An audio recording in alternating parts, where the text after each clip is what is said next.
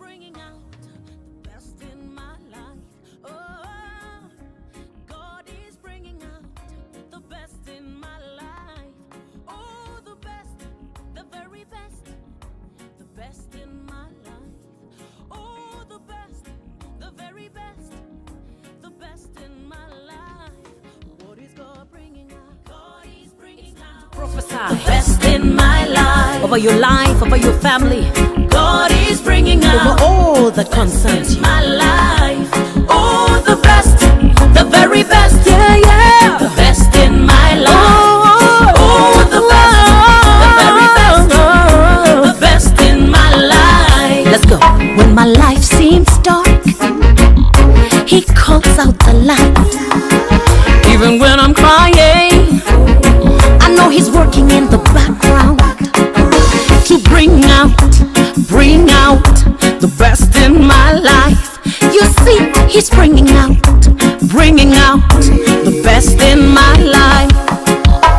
When I feel forsaken, Jesus is my best friend. Even in the tempest, I believe it's working for the best, 'cause He's bringing out the best in my life. I know He's bringing out best in my life. Yeah, God is bringing out the best in my life. Jesus is bringing.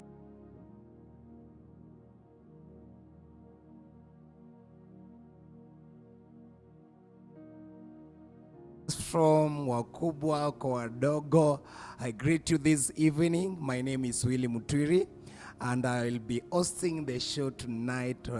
This most important show tonight, the most awaited show tonight. I'll be hosting this show tonight, and with me I have a very, very, very interesting guest who will be taking us through this amazing topic for tonight. Leo tunaongelea tu pesa. So she will be taking us through what's in my wallet, what's in your wallet. Ebu angalia wallet yako mtu wangu, what is in your wallet? So tonight we are focusing and we are talking all about financial goals and stewardship. So she'll be taking us through that interesting topic, and she's equal to the task. Namwaminia sana. She'll take us through that topic tonight, and as we start the show, kindly I would like you to tag somebody along. Tag your friends, your neighbors, your sisters, tag your parents, your loved one. Tag them on the comment section. Waambie show imeanza. Tell them the show is here with us, the most awaited. Kuna mtu aliniambia aki nimengoja this show. So the show is here with us. So help us to share as much as you can. Help us to share this show, and we know in one way or the other, your life will be transformed, your life will be changed, and you'll have a very different perspective about money, about finances, both in relationship and in marriage. So tusaidie kushare as much as you can. Kuna watu waliongelea about issue ya fare. So watu wa fare pia mmefikiwa. Tutapata majibu leo. Kama ni vizuri kutuma fare ama kutumiwa ama kutumiana. We shall know today. And before that, help me to share. Help me to reach out to different people, and also you can help me know where you're watching us from as we begin this most important show for this night. And also I want to give a loud of applause to the director of Savior TV, Prophet Adonai. Wherever you are, just know you've been a blessing to us, and thank you so much for this platform. We can't take it for granted as TBH family. So thank you so much. So wherever you're watching us from, kindly usibonyeze kidude. Don't touch that dial.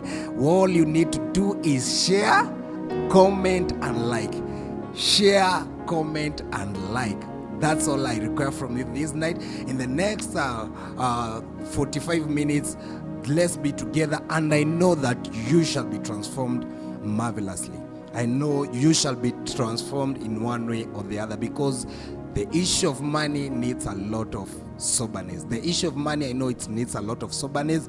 Either the abundance of it or lack of it, the issue of money needs a lot of soberness. Now, ladies and gentlemen, without further ado, allow me to welcome this beautiful guest in our show tonight, the most awaited, the president of Remnant Woman, the CEO of Sheila Tate Interiors.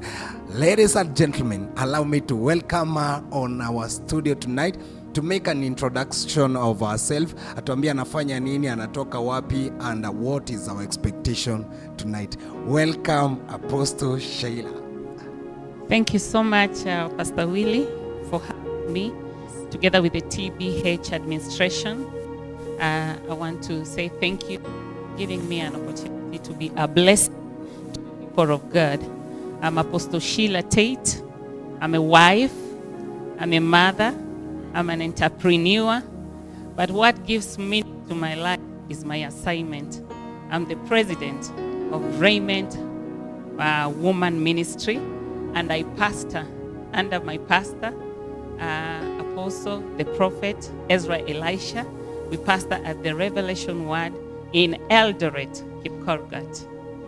And we are talking about money. I am a businesswoman. I love money. In business, the only language we understand, we don't talk of in tongues. Yeah. We talk about money. I work with Sheila Tate Interiors. We are an interior company located in Eldoret.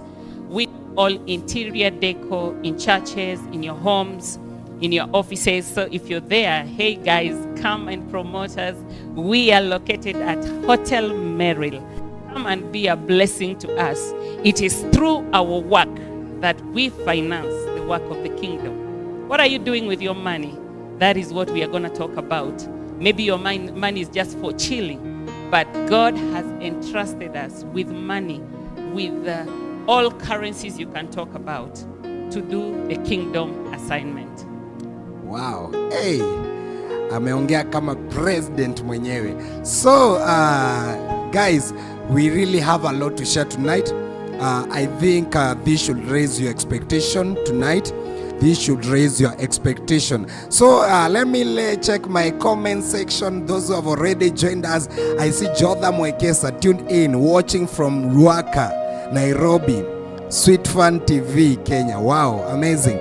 I see Tash Okusi anasema Elvis Okusi kuja ona pastor wetu. I see Dolly Joy, you're saying tune in, ready to receive nuggets of wisdom.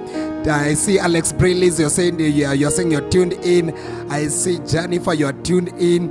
I see John Bassi, you're saying tune in. I personally like the spirit. I like the spirit in you, woman of God. I see the Revelation Word plugging in. Jedrian Bryce tuned in. So kindly do me one favor. Can you tag 5 people in that comment section? Waite tu wakuja kwa show. Tag 5, only 5 people. Watag wakaribia kwa show. Welcome them to the show because they really need to hear this. They really need to hear this. Help me to tag 5 people. 5 people watag hapo, waambie wakaribu, show yetu imeanzia. And make sure, don't forget to share as much as you can in all your platforms. Help us to share. And don't forget, you are live in YouTube, TBH 51 page, TBH Show 51. That's our YouTube page. We are live there. And so, woman of God, karibu sana to the show. Thank you. So, what should be the expectation ya viewers wetu? Wamekuwa wakisema this is the most awaited show. What makes them say that this is the most awaited show? What should be the expectation? You see, when we are talking about money, money is a good thing. Sure. And money can give you life or kill you. The Bible says that the love of money is the root to all evil. Yes. And as I've said, it is with money that we are able to run ministry. It is because of money that we are able to reach you wherever you are. Those watching us online, we have people plugging in from the US, from East Africa. It is through this currency, Yes. money. So as we are going to dive in, we are just coming to bring an awakening of what is the agenda of God for us regarding money. Because many of us, to us, money is just for chilling, to make life easy. But there is more beyond that God has for us regarding money. So with your money, the question is, what do you do with it? That is the question we should ask ourselves. Maybe you are saying, okay, they are talking about the married. We are talking also about the singles. And there are those who are saying that I am called into full-time ministry. I don't need to work. Ladies and gentlemen, we have come with good news for you. You need money. Because when you are called for that mission and you have no money, will you walk? Where's it? Where's it in there, manzi? So it is life and everything that is happening in the world is dependent on money, currency. For us to eat, we need money. For your children to go to school, we need money. So the question behind that we need to answer from the biblical point of view, it is what was in the mind of God to give us money, this currency. Wow. Hey, Apostle speaking. So on our topic tonight, on what is in your wallet, in my wallet, when we speak about financial goals and stewardship, what is the meaning of financial, having those financial goals, and try to explain to us what is stewardship exactly. Thank you so much. Let me start from stewardship. A steward is one who has been entrusted with something. Maybe you've been entrusted with even the children we have. God has entrusted us with them. God has entrusted us with the wife, the husband. We are to take care of it. So that is a steward. And when we are talking about financial goals, these are goals a couple or an individual sets depending on your current earning. It is a goal that you set as an individual or as a couple. Each one of us, we have a goal in life. Myself, I have a goal. Willie has a goal. But it all depends on the time frame that you set for it to happen. Yeah, depending on your earning. Wow. So that means you must be doing something.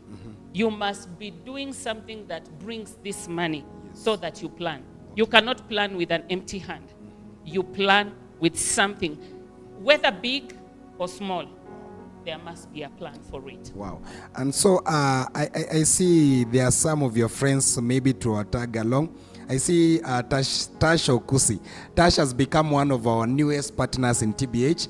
So if you need anything with this styling, there is this beautiful lady called Tash. Ukinidi kwa mtu wenye anaweza kustyle, maybe your personal designer, you can reach her. I see Esther Dhabu anauliza introduction, single or taken? Hey, I am taken. I see still Simeli anasema tuned in kabisa, watching from Shauri. I see who else? I see our prophet, the director of Savior TV, Prophet Adonai anasema a good one. Amependa hiyo point yako. So we have seen that money is one root cause of a lot of conflicts. Yeah. We have seen that money, Biblia pia imesema that money is the root cause of all evil. So I want to tell us, why do we need soberness when it comes to money?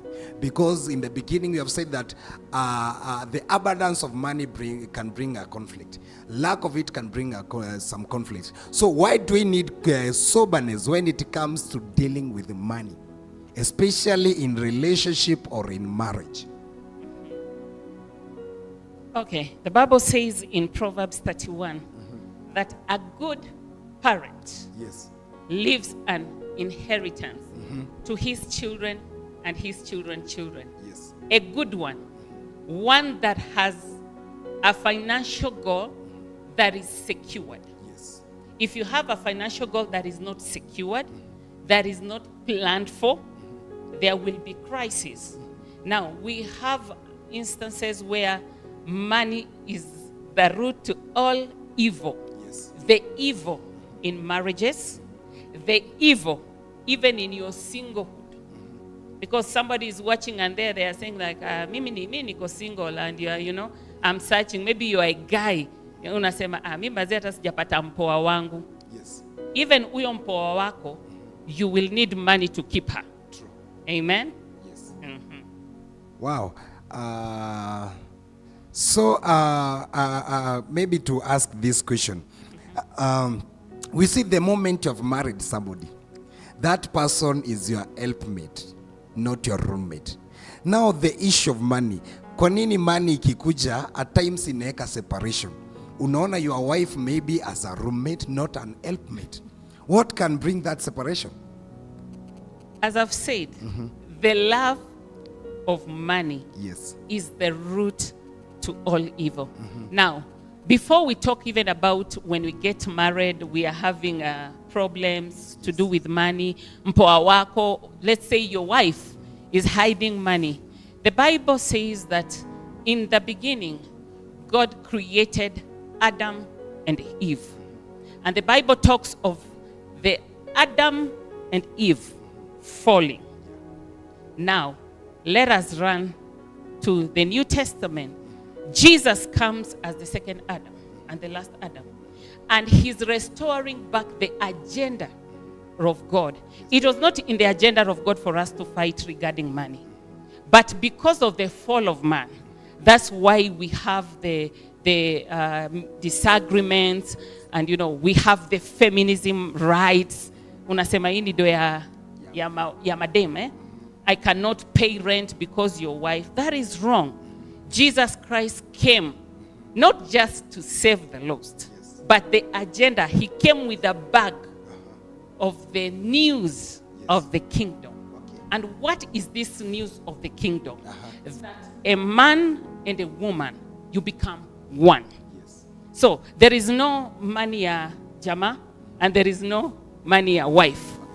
When we are getting married, before even we reach to the place of talking of money, the reason why couples are fighting is because at the place of courtship, I did not understand the purpose of a man. Because no woman wants to put their money to a man that is not leading. I can only finance a vision. Okay, we are coming to there. We are coming to that point. We are coming to there. But allow me to ask this question. When we go back to the background of this issue, while people are in relationship, while they are dating, is it okay to have financial goals? Is it okay maybe I'm Joanna, but is it okay maybe to have an investment together? I will say now, this one will depend with the person you are courting. Yes. Because in courtship, that is where you get to really know my mind, my vision, my agenda. And if our agendas are not in agreement, the Bible says two cannot work together. Same, they agree. In courtship, there must be an agreement. If I'll find myself, I'm dating a man going west, and I am a girl going east. So for me to submit to this man going west, I must first understand the vision. Yes. I cannot follow a road that is not going anywhere. That's why some Google, we've seen the memes of Google people going and unaingia kwa mashamba, unajipata, those crazy kena stuff. Because there's no leading. But if we are dating, and I understand your vision, I think if I will not agree to do business with you. Okay. And the issue of, because kumekuwa na a lot of contention, maybe this is the partner, maybe umeona you are ending somewhere. Kuna this question yenye najua watu wengi watadisagree na maybe some will agree. Is it okay, for example, to invest on your partner? For example, maybe part of those financial goals, maybe because unataka a lady mwenye atakuwa so much exposed. Is it okay maybe to invest maybe on your lady or on your man? Maybe kumulipia story, maybe na school fees, na bado mko dating period. Is it okay? It is 50-50. How? Number one, as I've said, when Adam fell, evil entered the world. Yes. So, I might finance a man, maybe to finance in his business. Yes. Na afike pale juu, na nibadilike. That's why we, even in the church, we believe in signing an agreement. You know, something that I can present when this thing backs out. When he chooses to walk his way. Yes. You know, we need a legal document for us to say we are in partnership in this business. For instance, if a man dies, I have to present a marriage certificate in court for me to have his wealth if there is no will. So if we are in the earth, we will not say that, you know what, nitaomba tu. That is where the problem is. Because many sisters are investing in men, and they are saying, nitaomba kwa roho, God will just soften his heart. Okay. But you know, in the court of law, that does not work. But also men are It is- investing so much on ladies. Yes, even men. You must sign an agreement for it. This is business. We are talking about money. Let's say we are now dating. What form of agreement, or how will we come with that form of agreement? Of course, it's a partnership agreement. Yes. Even if we are not married. Willie, there are people who are doing businesses as partners. Yes. There is a legal form that you sign for you to be able to be partners. Because we are not married. We are business partners. Don't assume you are married while dating. Because until you say, yes, I do, that is when you have the legal paper. So you mean there is a need to separate business and affair? Very much. There is a need for that, especially for those Yes. who are not married. Okay. You are business partners. You are not a couple. You are just a business partner. Okay, and allow me to ask this. Kuna watu wana save kwa account moja na bado hawajaoana. Wana save kwa account moja na hawajaoana na maybe hakuna any agreement. So, Now, is it advisable? no, that is wrong. Because if at all I'm not presenting a document that says you are my wife or I am your husband, then that is wrong. That's why I've said it's currency, you're exchanging money. It is business. Yes. So if you are sharing an account with your dating partner, Yes. of course both of us must be signatories. And I must have an accountability. When money is withdrawn, where is it going? And that's why, by the way, myself, I don't believe in us first putting money together. Because it is good, like when we have, let's say, I am in the curtain business. I partner with other people, other companies on services I cannot offer. So I go work with another company, and when the money has come in, we agree. You get 50, I get my 50. That is clean business. But you see, because we are emotional beings, you want to feel accountable to the man you're dating, or you want to feel accountable to the lady you are dating. That's why you feel like, man, even this business, we need to be together. Then when things go wrong, you begin, Mungu hakuongea hapa. What? Then you begin to call pastors. You need to pray for me. This jamaa ameniibia. No, wisdom is needed. Okay. If we are doing business, let us have the right documentation for it. Okay. If we are opening, or maybe you are even listening to this broadcast and you already have an account, and it is either the chick or the jamaa with the ATM, wewe unasema tu kwanza madem, we are very emotional. Unasema kina muamini, aki na believe jamaa, and you don't know where the money is going. Okay. Accountability is key. Okay. Na wale maybe wana save in a very kienyeji way. Uko na pin moja, niko na moja. And then what is the issue? Okay, because nimeona imeleta issues. The moment watu wana separate, huyu mwingine anakataa na pin. Okay, how do you solve such? Avoid it. Simple as that. Okay. Avoid it. The heart of a man is filled with different kind of things. We are not God. And as I've said, the love of money. Yes. When the money becomes too much, if you are not led by the Spirit, you will become the culprit of the love of money. And as I've said, it is the root to all evil. That's why I will change my mind. I will look at you nikwambie manze, we si dem mwenye nilikuwa naona kwa vision. I just use you as a business partner. Kuna mwenye relationship imeisha hivyo. Jamaa anakuambia, you know what? I think God has spoken again. After you have invested. Okay. Allow me to ask this question before I check our comment section. Okay, for example, umepata kijama. Ni kijama ako so good in all other things, but akona one very big weakness. This man is a big spender. Ni spender kabisa. And how do you change this person ndo muingie kwa marriage mkiwa safe? Okay, how do you change? Or is it okay maybe kumwacha because he's a spender? Na okay in all other things. Now, you've said before you get married. Before you get married. And he's a spender. He's an extrovert. Yeah, kabisa. You know, of course, we have people who are extroverts. They don't know how to shop with little money. So that is why I say wisdom is needed. Yes. When I realized that Ujama is a very good spender, communication is key. And you see, do not wait to solve these things in marriage. Yes.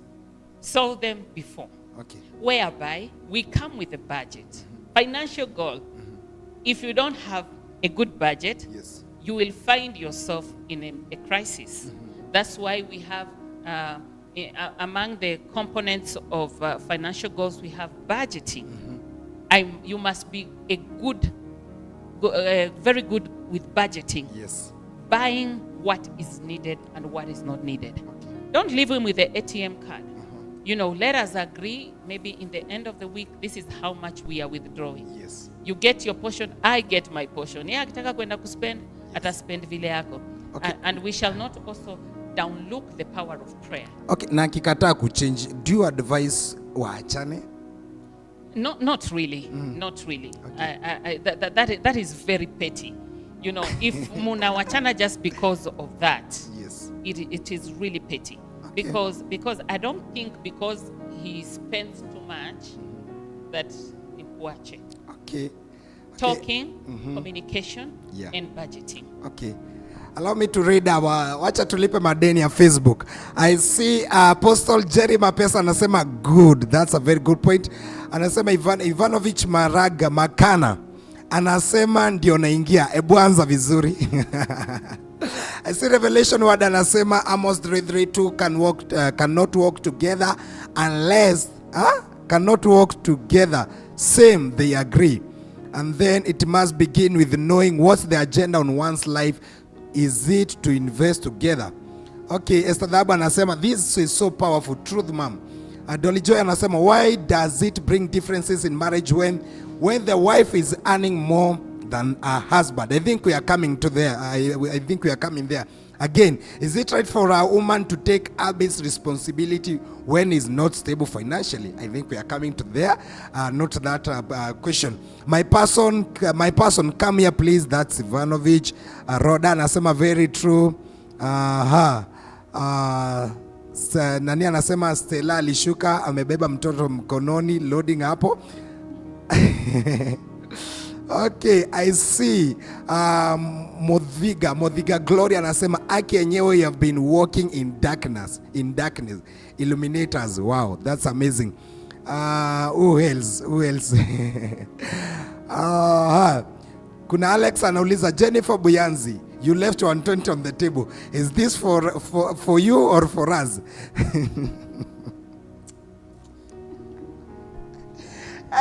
Sly Gachoki anasema na vile ni tumesave nyingi na mpoa wangu. Tomorrow I want my money.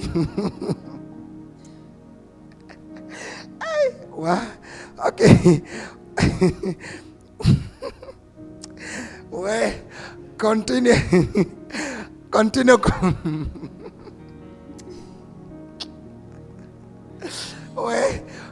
tagging people along. Continue commenting, continue sharing. I advise you to continue sharing. Na kama uja tag somebody, kindly tag somebody, tag mpoa wako. It's so good asking about finances. kama hujatag your mpoa, kindly mtag hapo chini tafadhali, mlete hapo chini, andika tu jina, tutajua, hatutauliza maswali, tutajua tu ni mpoa wako. Anybody mwenye unahitaji asikia about finances, kama mmekuwa mkisumbuana na bwana wako about finances, kindly mtag hapo secretly, na mwambie akuja asikize vitu za finances. Tag somebody, continue sharing as much as we can, and we shall appreciate so much. So before tuvuke, because nasikia na washo tuende hiyo side ya marriage, before tufike hapo, ebu shed some light on the issue ya fair. Shed some light on the issue of fair. Is it okay for a man to send fair? Is it right for a lady kuuliza fair in case they want to meet somewhere? In case of any date, is it okay mwanamke kuitisha fair? And is it right for a man to send fair? Because kuna mwanaume hapa alisema alihesabu fair yote alikuwa ametuma ya 2023, it is almost 24,388 paka iko na mashilingi, and I'm wondering mashilingi natokea wapi. So help us to shed some light on the issue of fair. Tumalize tu kabisa. Let me begin from way back. Yes. While courting, during courtship, Yes. I said, is where we get to know the vision, the purpose, the agenda for the marriage. Yes. You know, we are living in a generation that feels like we are getting married because, you know, it's love on the first sight. Yes. Because I love your hips. I love your, hey man, your smile. So you are getting married to this person because of their looks. And it is during courtship that I should or I must know the vision of the guy I'm dating. So, and it is during courtship that the man gets to know if I'm getting married to a Proverbs 31 wife. Yes. Because she might look all good, but she's not the prophetic girl we are talking about in Proverbs 31. So this issue of sending fair, I will say it is a spirit of selfishness. Aish. Hey. Ladies kizeni, this is for ladies. Because a woman can only invest where there is vision. And a man can invest where a vision is agreeing with what I carry. So before you send that fare, you might be sending it to a wrong person. A girl who doesn't even know your vision. Hata ukimuuliza what is my vision, ajui. Anakuangalia tu manzi jamaa huyu jamaa anavanga masneakers kali kali. So this issue of the ladies have eaten fare. Ladies, let me tell you one secret. No man wants to marry an empty woman. No man wants to marry a wife who is not a Proverbs 31 woman, who wakes up early in the morning to go and dig and put food on the table. It is not about the taking and the taking. Be a sower, you shall reap of it. It is not just you every day unalipiwa fare. Manze, sometimes lipia jama fare. Hey, man, I think you should be sending something to M-Pesa ya Apostle. You get, nimewatetea. So it is selfishness. Marriage is two people coming together in agreement. So the sending of fare, there is already a disagreement. I must finance myself to what I want to know. I must, you see, Willie, if I want to go shopping in Rupas, I must take myself there. I will not call, hey, hi, baby, I need transport to go to Rupas, you know. There's something happening there. If you ask all these ladies, they finance themselves going for every conference. But when it comes to seeing the guy, you are always asking for money. Ladies, let me give you a secret. As I've said, no man wants to marry an empty woman. Be a woman full of wisdom. Discern when is the right time to ask for the fare and when is not the right time to ask for the fare. Especially when you're dating. You don't have any right. You know, you are at a place of studying, getting to know each other. I think biblically the person who is supposed to get fare is the wife, not a woman. Because wife has qualified but a woman, you're still independent. You're not a wife yet. So this man is not answerable to paying your fare or not.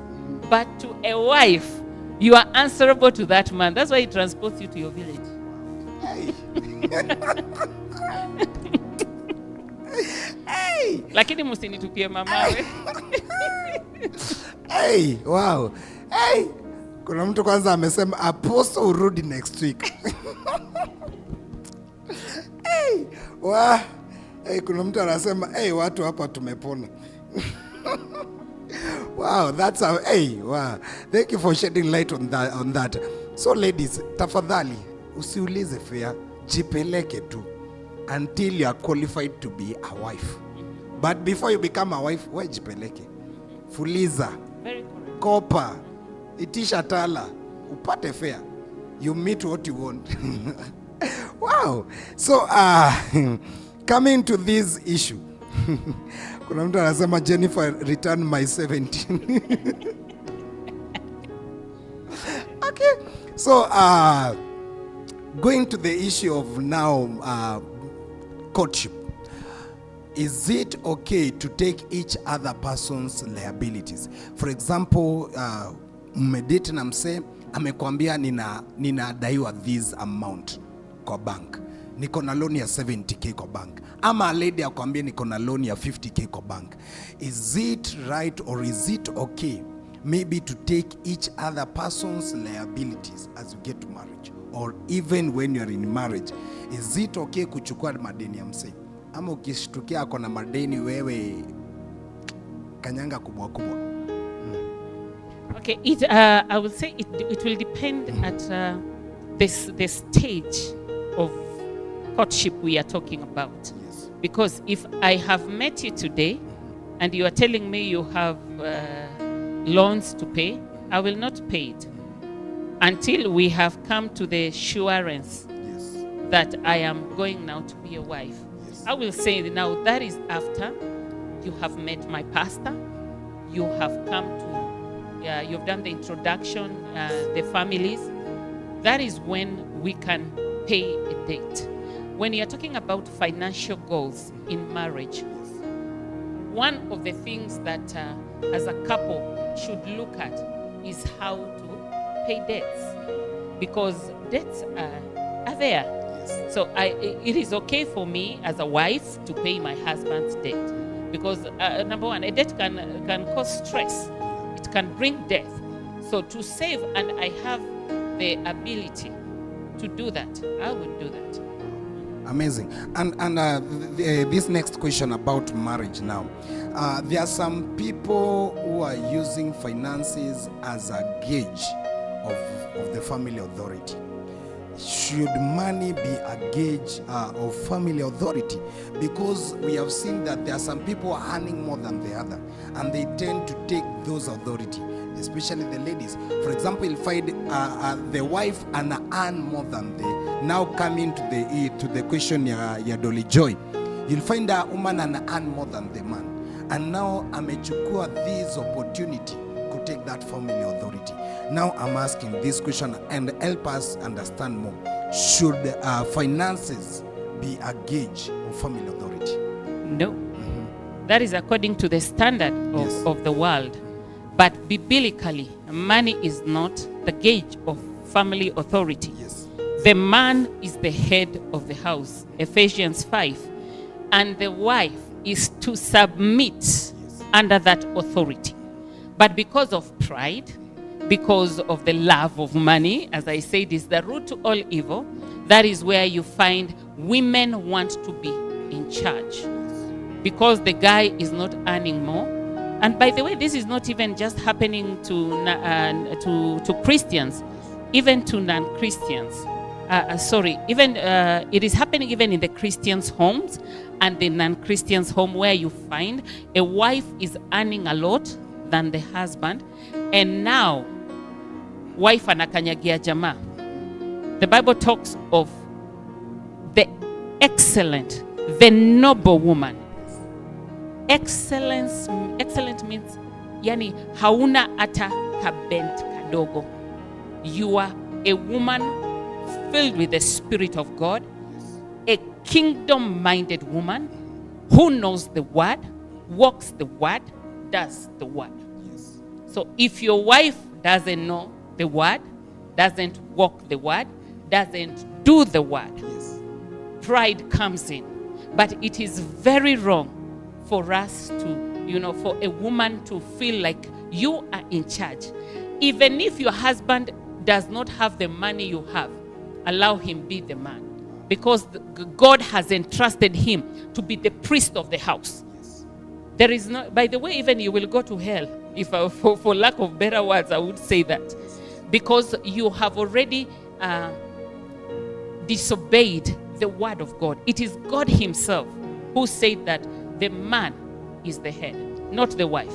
Okay, and we have seen also kuna instances maybe the man at maybe kazi yake itaisha. We have seen those instances whereby the man maybe is sacked, biashara yake imeisha. And I had one case of which it was so painful. I felt so bitter because of that case, whereby the man biashara yake ilisha, akakuwa jobless. You see, and now because the wife amepata a new tender, you see, alivumilia the man for a short period of time. Then what happened next is that this husband alitransformiwa kuwa mbochi, alibadilishwa akakuwa mbochi sasa. And to make the matters worse, because sasa the wife yeye ndio kusema he could bring any man mwenye anataka in the same matrimonial bed yao. And so guess who was serving them? The husband. Yeye ndiye anawaserve. So is it okay for us, for wives maybe to manipulate their husband to such an extent just because maybe wako na pesa or they're honeymoon? It is, I would say, it is really demonic for a wife to do that to a husband. You see, I run a women ministry, and one thing I keep telling women is that there are places God will place us as women in a place of being financially able to support the vision of a man. I think I said that at the beginning. Because if your husband loses a job, does not mean he has lost his position. The job is what facilitates his position.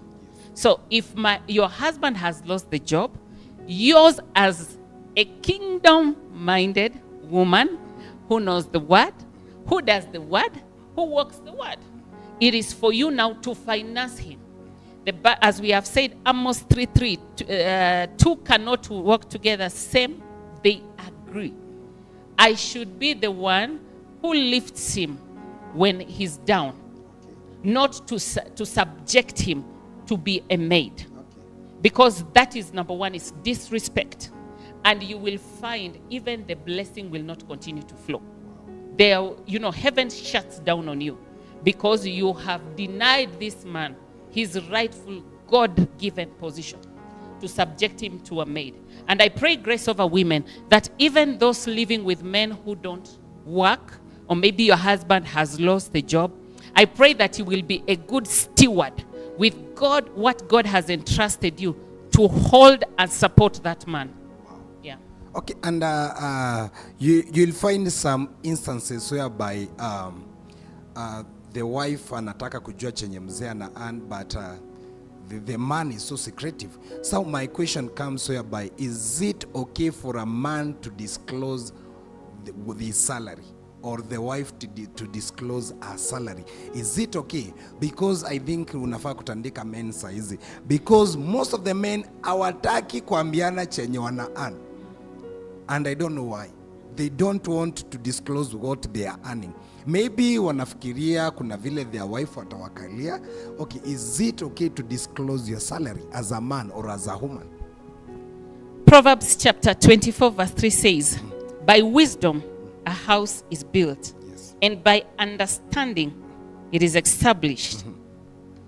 A man cannot entrust a woman who is not a good manager. Wow. Sikuwa nimeona hiyo. Because I have lived with you good enough for you to know if I'm a good steward or if I am a good manager. If I can prove to you that I can be a good manager with a 50 bob, I can trust you with my 50 million. But if you are a bad manager, you are not accountable to yourself or to your husband, then there is no way a man can entrust you.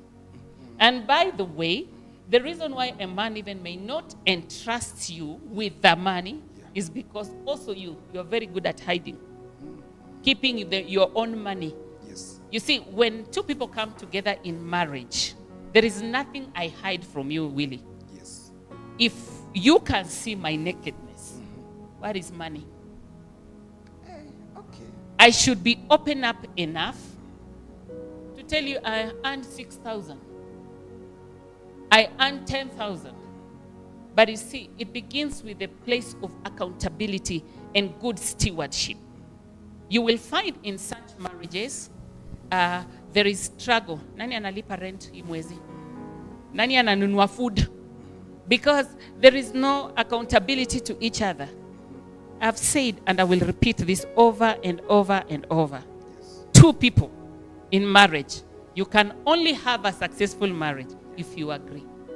Agree in money, agree in love, agree in the nitty-gritties. Let there be agreement. And also wives, let us be good managers. You know what? Let me give you a secret. If your husband is good at hiding money, you know, you cannot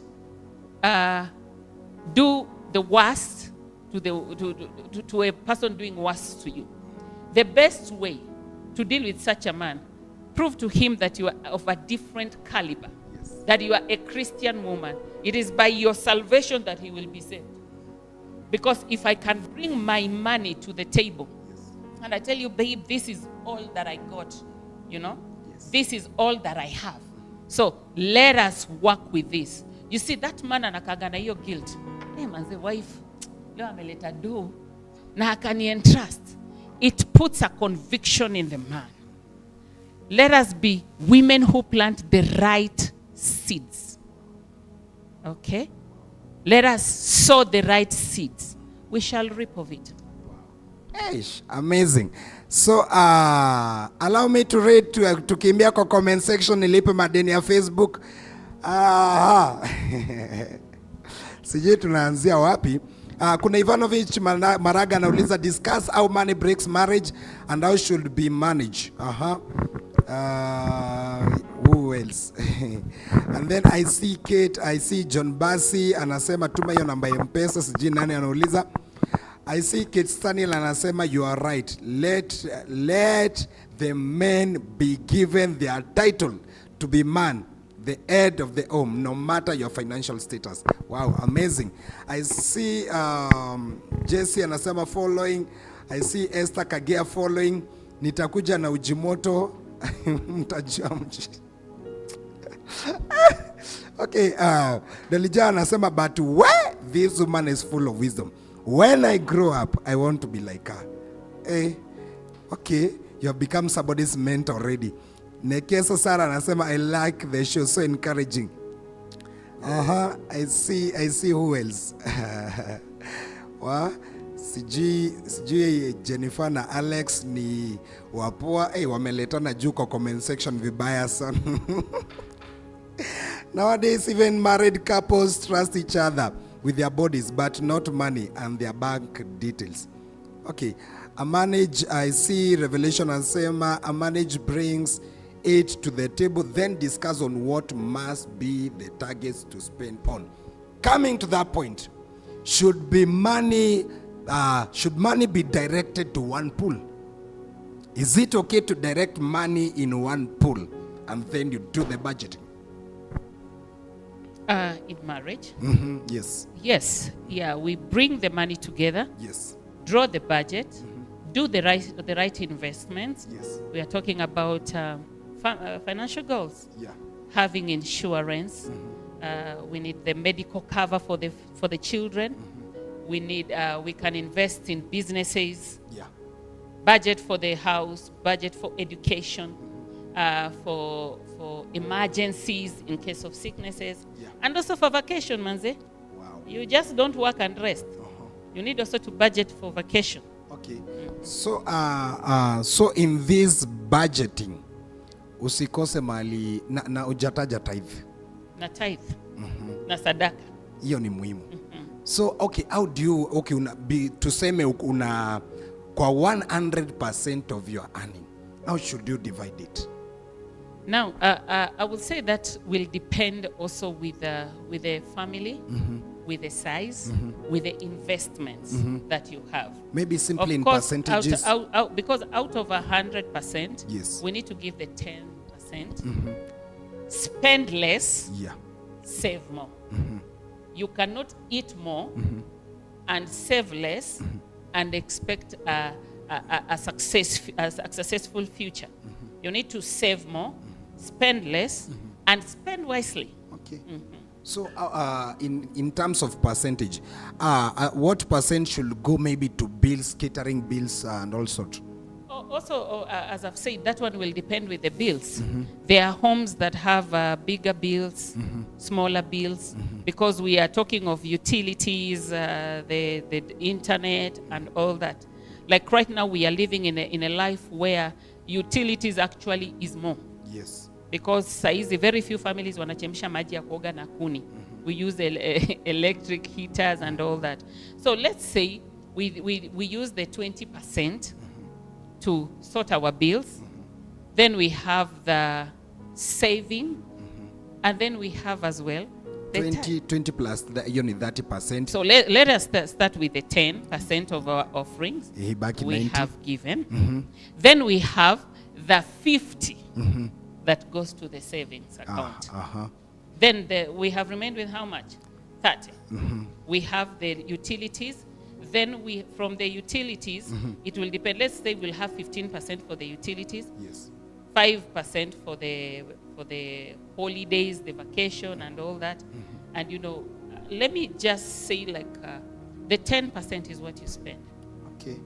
Wow, that's amazing. So, and what happens when you draw the budget, but one partner, mmechora budget vizuri, mmechora kabisa, but one partner ni mkarimu sana, anapenda kusaidiana, anaguzangu akiona mtu akiteseka, and so this partner ata disrupt the budget the moment ata identify mtu ako needy. Okay. How do you go about that? Because we have seen that pia hii imekuwa one of the cause ya conflict. Mmeenda mmenunua kiti but umepata jioni mama amepeana kiti yote na meza kila kitu, umebaki kama hall. How do we go about this? Okay, I forgot to say, you see, in the budgeting, we have, you must have the me account. The me account is for your nitty-gritties. When I want to bless someone, I go to the me account. It is my money. So I'll get from my money. But in circumstances where there is no me money, and I go to the savings account and get the money, I must be accountable for it. I must at least take the responsibility of finding a way of replacing it, putting it back. Okay. So, and maybe ndo bwana akwe na discipline, anafaa kuwa roughly anapewa what percentage ya mahitaji yake ya kwenda kuwatch football na kujibamba? It should be 50-50. I get my 5%, you get your 5%. Okay. Yeah. Because you see, kujibamba is an extra. So na ikiisha? But no, now sasa ikiisha, you see, we are smart people. Yeah. Of course, I will not just look at this one business of interior as my way of earning. Okay. Have extra investments. Yes. Kuwa na poultry, fanya end hapo unafanya what we call buying of stocks and bonds. Get some extra money that can facilitate your kwenda kuona AFCON. Okay. So, and there is this big issue I want to tackle. There are couples who live beyond their means. And living beyond their means wanalazimisha tu madeni kuendelea kupile. What's your advice on people who love living beyond their means? Lazima mzee ataenda haya Range Rover apeleke family out and then abaki akilipa madeni pole pole. Yeah? kuna hii tu unatry kukimbizana na class, unapeleka wife kukula kuku na unajua bado kuna ile pesa ya kuku iko, unapeleka wife afanye shopping Rupa na budget ni Akahoya market. Okay, how do you go about it? Sorry. That's so funny. But you see, one of the things that is affecting families is living, having these weird or very unrealistic kind of expectations. Yes. And number one reason for us also overspending and wanting to live that kind of life, because we want to copy and imitate what we see on the media. Because I have seen Kabiwa Jesus, amenunuliwa Range Rover. I put a demand on this guy, manze hata mimi nataka Range Rover. You want to imitate, copy and paste. It is very wrong because number one, it puts you in a place of debt. It puts you in a place of unsecured future. I said from the beginning that financial goal is planning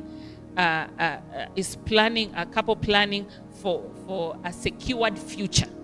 So if I'm not planning for a secured future and I want to copy and imitate the celebrity kind of life, you know, living a lie. You want to prove to your guys that manze mimi jamaa najiweza. So it is just, I will say that is foolish. It is very important for us to live within our budget. Okay. Willie, the first date I went, Sema manze. Hey, by the way, I kukua Eka Hotel. I kukua in a very expensive restaurant. Kibandaski. Ilikuwa Kibandaski ni maze. We went and took tea, and even to take the tea, we had to combine power to pay for it. Okay. And now girls want men who can hire the Range Rover, who can hire a Benz, you know. The Bible says, do not despise the days of humble. Humble, it means from below, where you will look and you will say that for sure, yes, God has done it. Willie, if I was very proud and I did not go Kibandaskini, but today I can sit in any restaurant I want, manze. I can go na niseme nataka chicken curry and you know rice and you know change even the language. You know you can pay with your card. So do not despise the days of humble beginning, ladies. Men who are watching us, do not despise the humble your days humble beginning. That girl who wants you to be in debt is not worthy to be your wife. Because you are trying to present an image that is not real. It is fake. You can only sustain it for a short time. It cannot last long. So, be real to the girl you're dating. Kama unampeleka pale tao kwa mama Nancy akule samaki ya 150.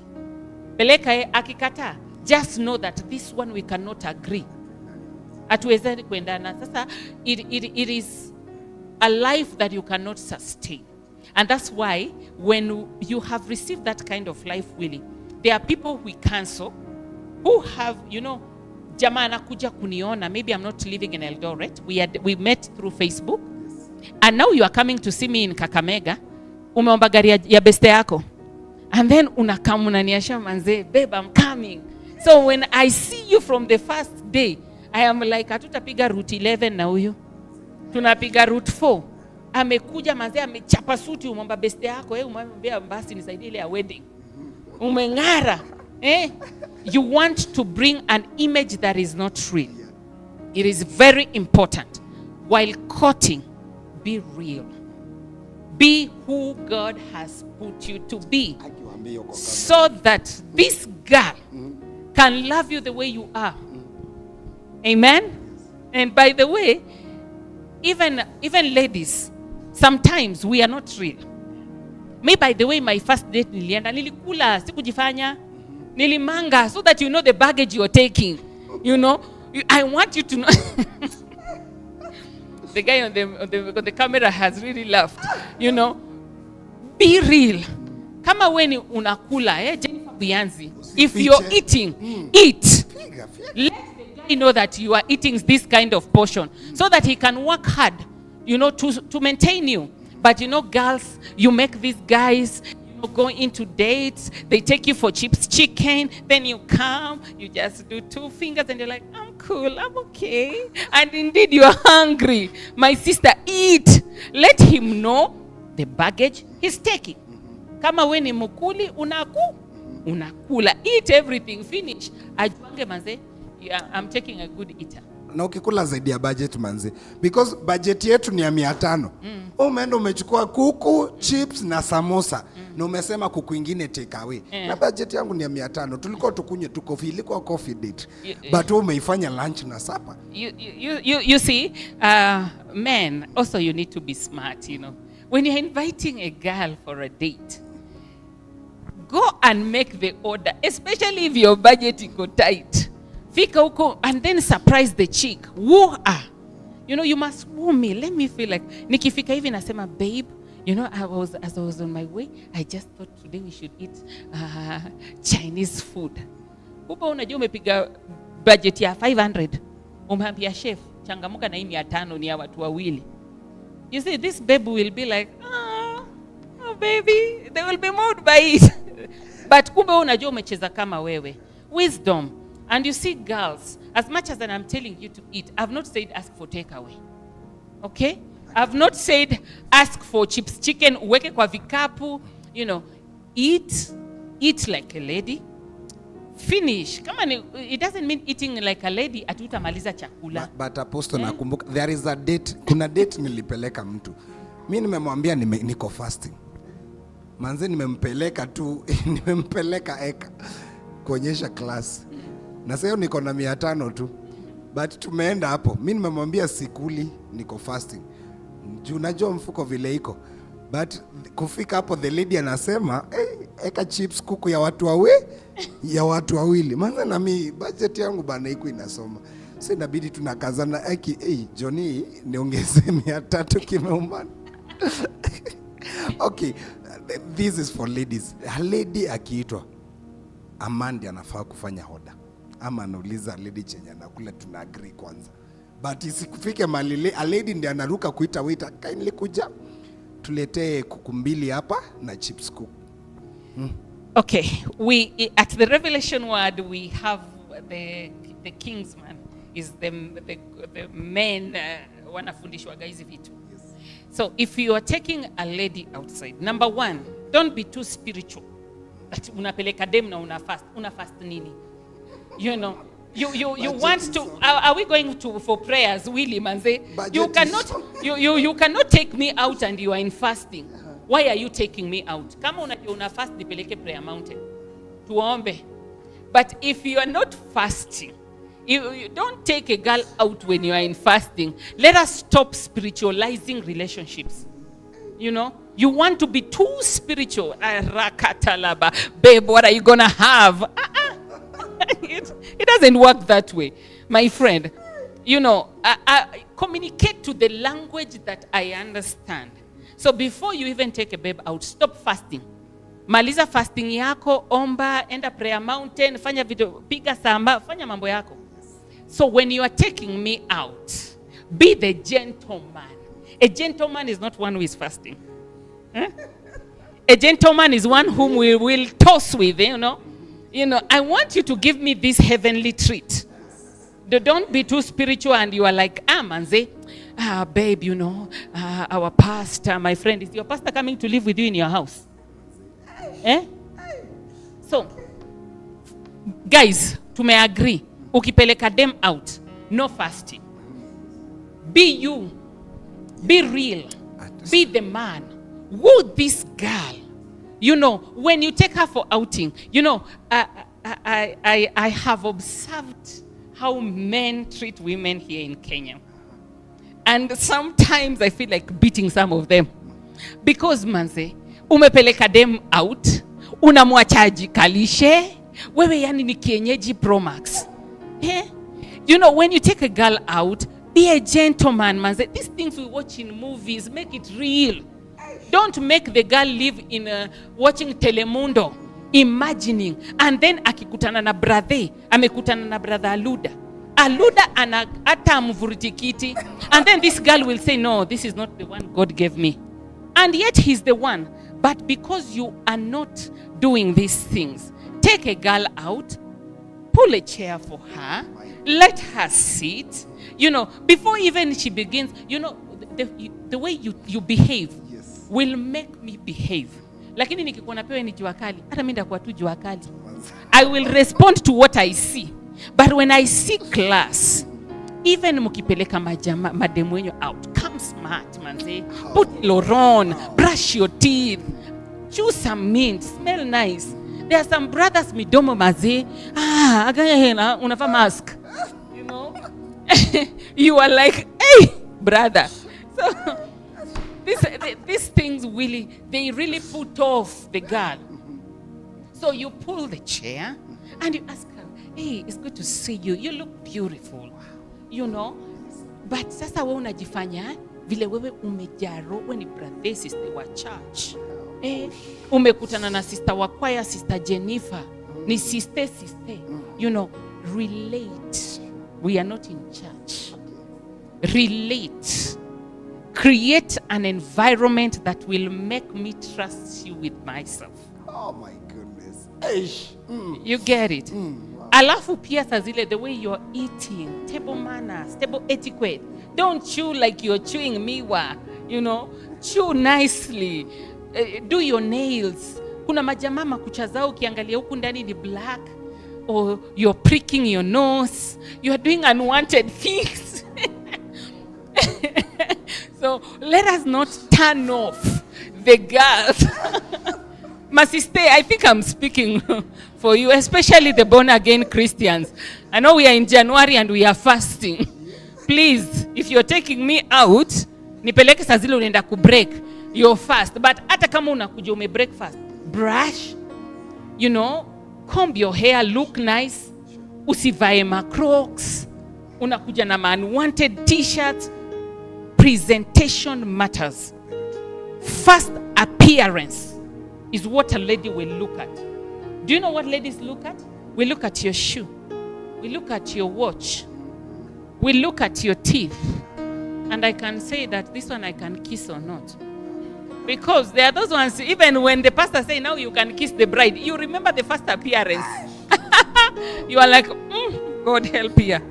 So let us be presentable Christians. Why is the world taking over the ladies in the church? Is because these worldly men know how to do it. And we are having the Kingsman breakfast, guys. You guys, you must come. The Kingsman breakfast. We teach men how to do these things. We teach Christian brethren how to kukatia them. Si kuenda kusema, Manzia was praying the other night. You know the Lord, man. Izo mystery these days don't work. You know? People like spiritualizing even that God showed me in your vision, and you know the Lord spoke to me, my brother Willie, this is your wife. My friend, it doesn't work that way. Just be real. Tell the chick, you know, man, I just love you. I love your smile. I love how you dress. Man, you see with that hair, when you take it this side, kuna vile inafanya. Yeah, so let us not be too spiritual.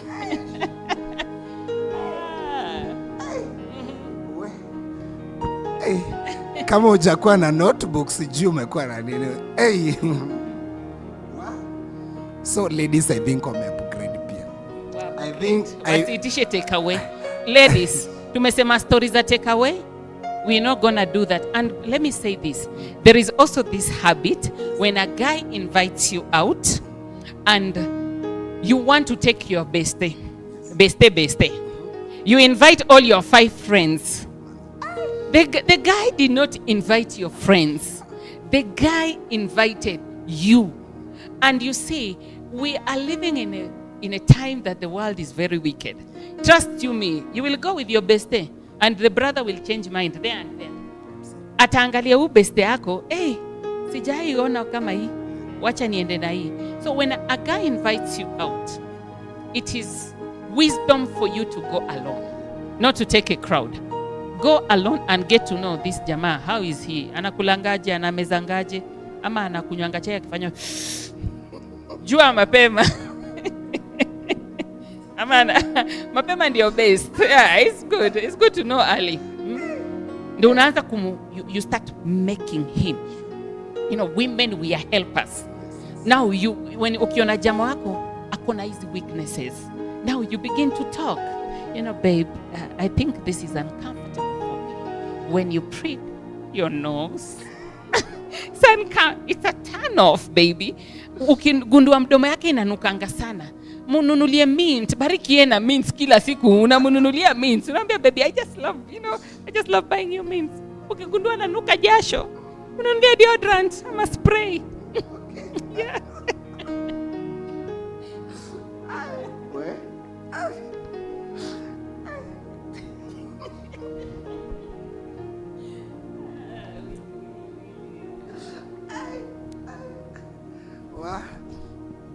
Naona vile watu wengi wamesaidika hapa chini ya maji. Wamefikiwa. Willie, let me say this as you're finishing, you're laughing. Another issue is inviting these ladies for a date in your house. You know, you may not be able to have the money to go to a restaurant, and then you are inviting this chick in your house, and the chick is willing to come. Yes. But akifika kwako anakutana na sufuria kwa mlango. Kwanza viatu zako zenyewe, they are rotten, smelling. Like even when the chick enters, she's like, can we open the windows and, you know, open the doors? Fresh air. Hygiene is key. When you're inviting this chick, before you invite her, learn some simple recipes. Yes. You know, even men, husbands, they cook. Don't think that because you are going to marry her, she will be your chef forever. There is a time she will need you in the kitchen. And it is very good on a weekend, husbands, cook for your women. When she's not sick, when she's not in labor, when she's not nursing a baby, just be the man in the kitchen. Do the cooking, do the washing. It does not disqualify you from being a head. We work together.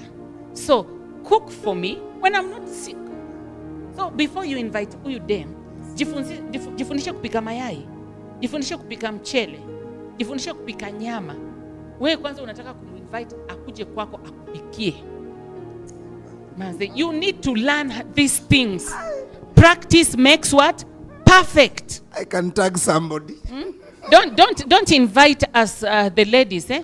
And don't go in a jama's house to cook. Let him cook for you so that you can know that huyu atanisaidia nikiwa mgonjwa ama hapana. Eh? Kuna mwenye atakusaidia, so you must know these things as early as possible. Na sinunue take away. We don't want take away. It is good, you know, it is fellowship. I want to see you in that kitchen fidgeting with a knife. Wow. Fidgeting with how to measure water ya mchele. Unaniuliza by the way napimwa ngapi? You know, learn. These things are on YouTube. Go and learn how to cook. Wow. You know, culture has taught men not to cook. Not to be, to wash clothes. Not to wash the house. Not to wash the children. Yes. Then why do you call me babe? I am your first baby. Oh, you know, treat me like a baby, and I will be the baby of the house. Wow. Wow. You get it. So wanaume, mujifundishe mambo ya stories za kupika. Wow. I'm left speechless. Hey, Roda Kapticha anasema, I think before I get my mpua, I have to look for this amazing mommy. I really love your words. Be blessed, mommy. Hey, Sheila Teti, Wadi, hey, bestie. Hiyo mambo ya kunifuata wacha. Wa Ivanovich Makana anasema, mbona aposta anaguza maisha yangu sana.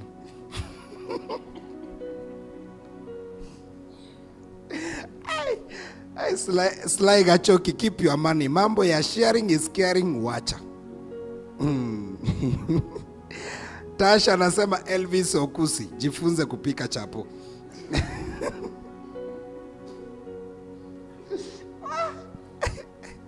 Wa hey, Alex, hey, ndio kuingia Mam Jennifer Beyonce.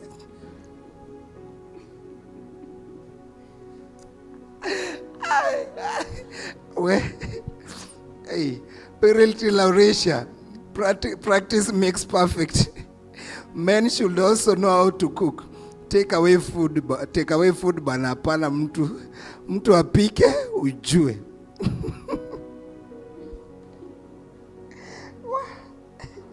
Hey, hey. Ni kama wanaume wengi ni wa take away.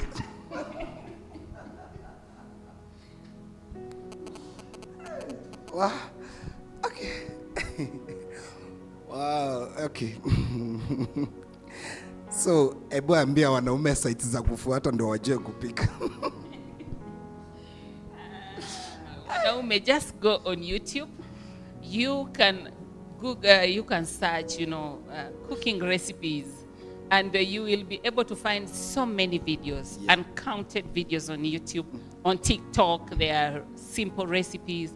Kuna mwenye ameitwa hapa ukusi, you have to learn how to do chapatis. Yes. Learn how to do biryani. Be that man. Even watoto wako, they should look at you and say, we want to be like daddy. Yes, like me also. Kama ujui kupika, tafuta nambari yangu. I'll teach you for free. Or they can actually look for Tash. Yes, I'm a Tash. And Alex, they are very good chefs. Wow. Hey, wazee wamefe. Hey, wow. Hey, I think kama hauna best couple, I think there is a best couple here. Kama una a good mentor, there is a good mentor here. Hey, I think we should have a conference very soon. Very soon. I think we have a conference very soon. So, in our closing remarks, kindly waambie closing remarks as we go to quick trivia. Hey, my quick remarks is 1 Timothy chapter 6 verse 7, it says, we come with nothing and we live with nothing. Be a faithful steward to what God has entrusted you with. As I've said from the beginning, if you're dating, if you're in a relationship, I don't see the need of us putting money together. And if you are in business already, have a proper documentation for it.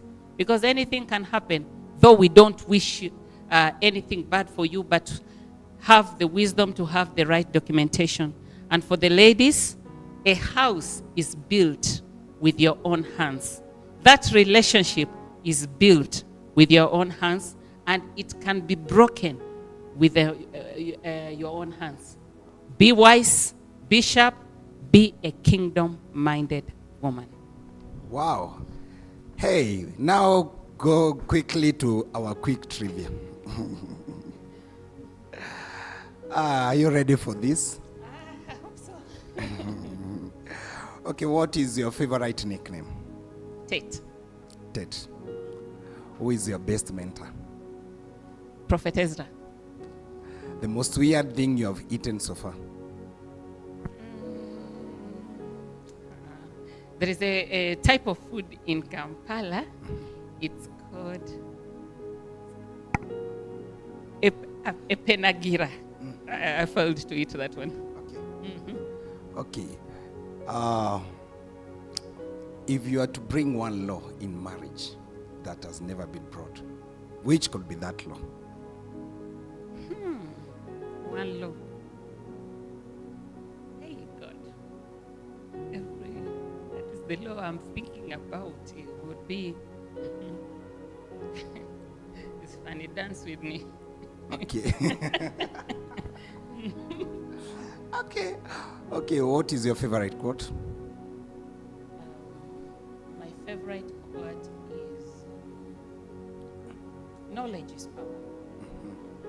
Are you a day person or a night person? Am I a what? A day person or a night person? I'm a day person. Okay. Which is your love language? Most favorite? Words of affirmation. Okay. I like being told, beautiful. Wow. Look good. Wow. And part of it touch. Which is this dream place that you have been yearning to take your partner? Miami. Okay.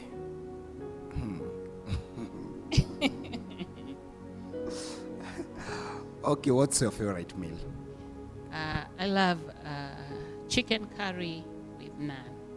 Okay. Which is this one food you're desiring to know how to cook? Most of Chinese meals.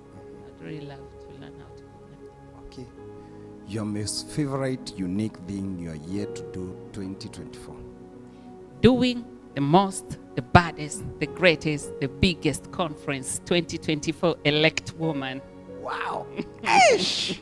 Wow. Hey, that's so amazing. That has been our guest, our favorite. You know, this was the most awaited. Hey, nimejua kwa nini ilikuwa the most awaited. This was the most awaited show. Hey! Manze kama imekupita sijui wene, sijui ni lini tena. Kama imekupita sijui ni lini tena.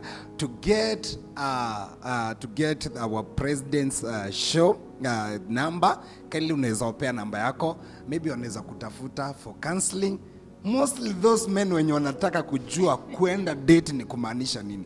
Kindly give them, especially Aluda. Pea Aluda namba yako tafadhali. Pea Aluda namba yako. My number is 0745 49 44 70. 0745 49 44 70. Wow, amazing. So any question related to counseling, to money, kindly, you can call that number for more details and for more information. And pia anakukaribisha to their service. We are located in Eldoret, Kipkorgot, just behind Highway Supermarket. That is where we are. Or you can follow us on Facebook at Revelation Word Church. Wow. Na pia anakukaribisha ukuje mpromote kazi. Yeah, we do curtains at Hotel Merrill, or you can follow us also on Facebook at Sheila Tate Interiors. Wow, that's amazing. Thank you so much for making it to TBA show. Tunajua tumekutafuta kwa muda mrefu sana, but you have been so busy. We are glad you came to our show tonight, and it has been a great blessing. Thank you so much, our viewers who have made this show so much interesting. Thank you for sharing, for liking, for commenting. I think tulisema last show was the longest. Today is the most longest show tumekuwa nayo so far, and we thank God for that. So, and for our viewers, if you feel to partner with us, our number is there. If you feel to partner with us through M-Pesa to support TBH ministry, this is more for like a C show. This is a ministry. If you feel to partner with us, our number is there. Na kama una feel kuna burden ya kusupport TBH iendelee kusonga mbele, pia our paybill number iko pale. Our paybill number, our number iko there. Turushie kakitu, tuandikie check, and it will be of great blessing. Our number is there. Whoever has watched us, kindly make sure you have supported us with any amount. Atubagui chochote.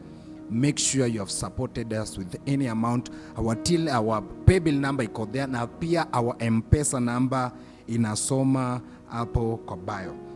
Until next time, same place, same time. Thank you so much. May God bless you. Ulale vizuri vile unataka, and God bless you zaidi. Ulale ukicheka.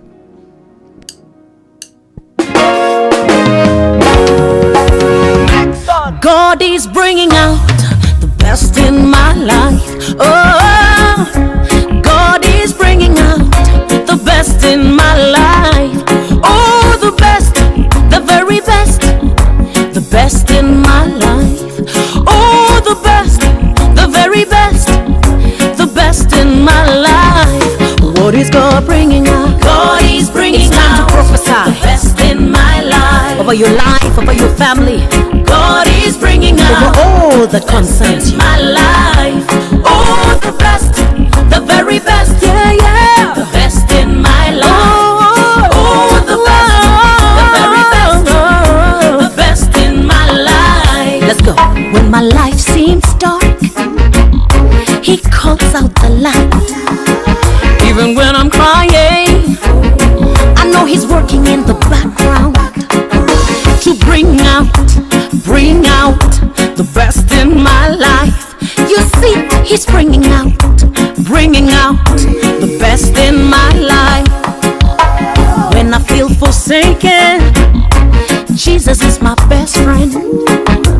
Even in the tempest, I believe it's working for the best, 'cause he's bringing out the best in my life. I know he's bringing out